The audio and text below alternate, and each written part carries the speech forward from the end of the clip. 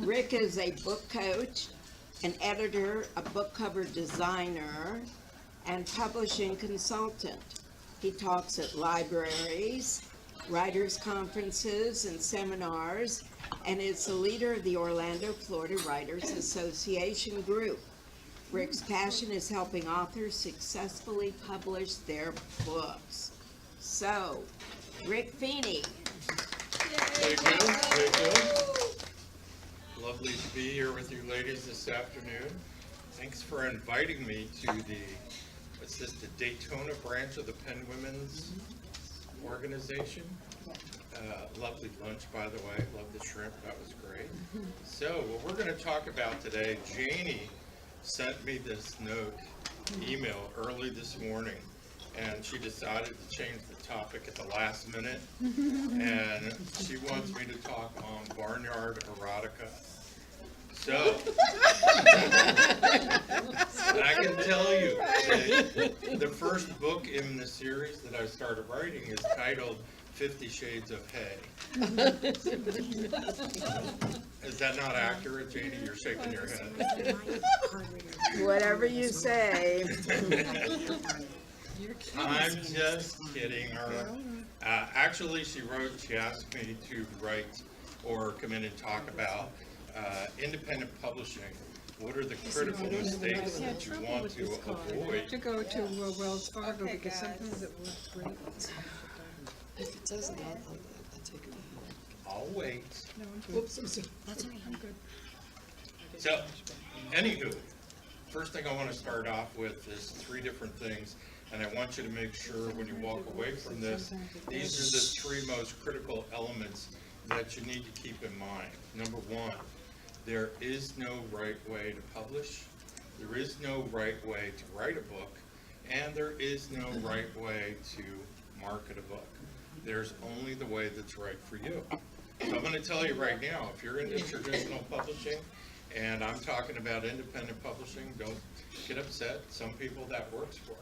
Personally, I have been traditionally published 12 times, and I've got 81 books published that I've written.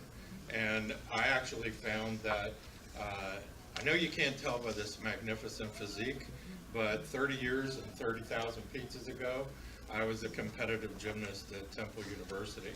And then I owned women's gymnastic clubs for several years. And in 1992, I wrote one of the best-selling books on the sport of gymnastics that was picked up by McGraw-Hill, and also Spalding Sports Company decided to sponsor the book. So what do? They say, write what you know. Well, it's a critical mistake that some independent publishers, they try and jump on a bandwagon of something they really don't know much about, put a book out there. Stick with what you know, because look, I knew 30 years of coaching, it was really easy for me to write books on my opinion of how, to coach and everything. So, but back to the three major things. As I say, take the best, forget the rest. If traditional works for you, great. If independent works for you, or POD, print on demand, do whatever works best for you. But here's a critical thing that all authors need to keep in mind. The outside of the book sells the inside of the book. You really got it. That's going to be on the test at the end. You guys knew there was a test, right? So the deal is the title, the cover, and the marketing description are the three critical areas you have to have down rock solid. If the title is not keyword appropriate and set up, it's not going to pull in. I made that mistake. It was a critical error I made. I wrote a book called Back Handsprings, The Secret Techniques. And I did not realize that Bowker, the company that issues ISBNs, had two major references. One's called Books in Print, the other's called Authors in Print. Well, Authors in Print would put in by my last name first, then my first name. But under subject index, they were listing, because I originally titled the book, Secrets to Learning Back Handsprings. I got listed under secrets. So nobody was finding the book, because it was a book on gymnastics. So I had to go back and change the title to Back Handsprings, the most important keyword phrase for the book, the secret techniques. Then it got listed under Back Handsprings. I've also found down the road now that, guess what? I write a lot of books on the sport of gymnastics. Almost every one of my books now is titled Gymnastics. And then the subtitle differentiates it from all the rest, because I want to be listed in the subject index under gymnastics. So it's Gymnastics, a guide for parents and athletes. Gymnastics, your best meet ever. Gymnastics, planning an exhibition. All of those titles basically start with the word gymnastics. So if you go and look me up as an author in gymnastics, guess who's going to be there?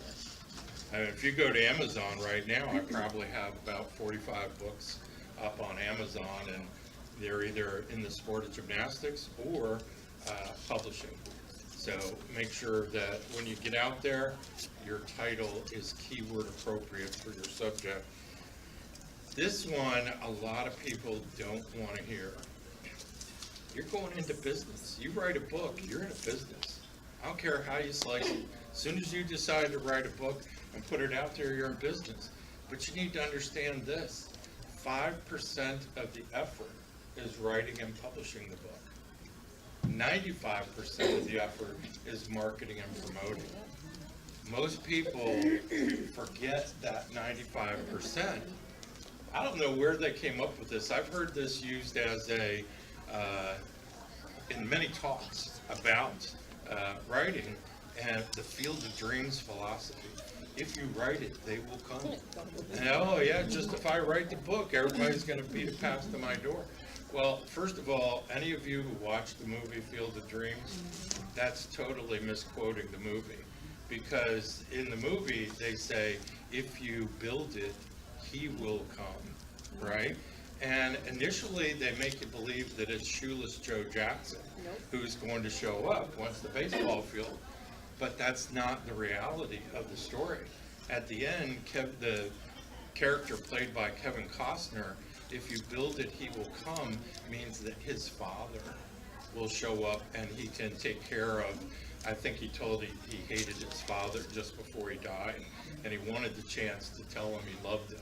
And so by building this field, because that was the thing the two had in common, if you build it, he will come. So anybody who gets up there and gives you that Field of Dreams, if you build, if you write it, no, nobody's beating a path to your door. I need you to understand that I think it's somewhere between 3,000 and 4,000 books are published every day. Every single day. So guess what? You're going to be searching for a needle in a needle stack.